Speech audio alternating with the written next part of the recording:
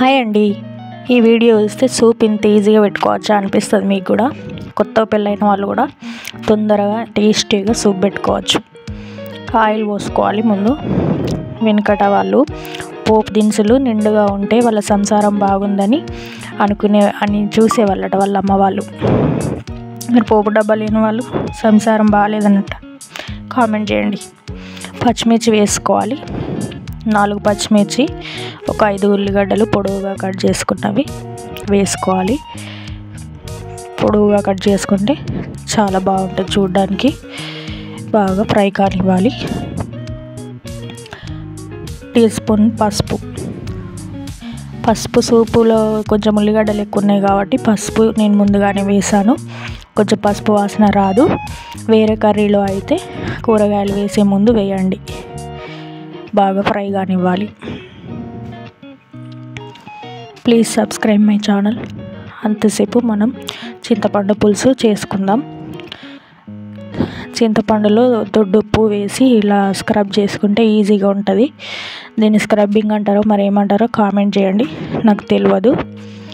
Please subscribe my channel. Please support me. నేను soup తీసి ఉల్లిగడ్డలలో పోసుకున్నా. కళ్యామాకు. ఇప్పుడు నేను వేసే ఇంగ్రీడియంట్స్ అన్నీ ఖచ్చితంగా పులుసులో ఉండవాలి. ఏ సూప్ అయినా కూడా ఇవి వేసుకుంటాం మనం. చాలా జాగ్రత్తగా స్కిప్ చేయకుండా చూడండి. లైక్ చేయండి, షేర్ చేయండి, కామెంట్ చేయండి. మీరు ఎలా సూప్ చేసుకుంటారో, నేనేమన్నా మిస్టేక్ చేసినా కూడా అది చెప్పండి. ఎన్ని ఎగ్స్ వేసానో కామెంట్ చేయండి. లాస్ట్ వరకు చూడకుండా ఇప్పుడు చెప్పాలి, చీటింగ్ చేయకుండా. కారం వేసుకున్నాం. ధనియాల పొడి, మెంతి పొడి, కారము అన్నీ వేసుకోవాలి.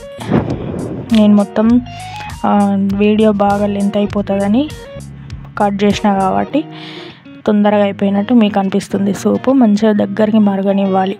మనం టేస్ట్ చూసుకోవాలి. ఉప్పు అన్నీ, పులుపు అన్నీ టేస్ట్ చూసుకోవాలి. పులుపు ఎక్కువ ఉంటే ఉప్పు, కొంచెం కారము, వాటర్ వేసుకొని సెట్ చేసుకోవాలి. అది మన టేస్ట్ని బట్టి మనం సెట్ చేసుకోవాలి. ఎప్పుడైనా కూడా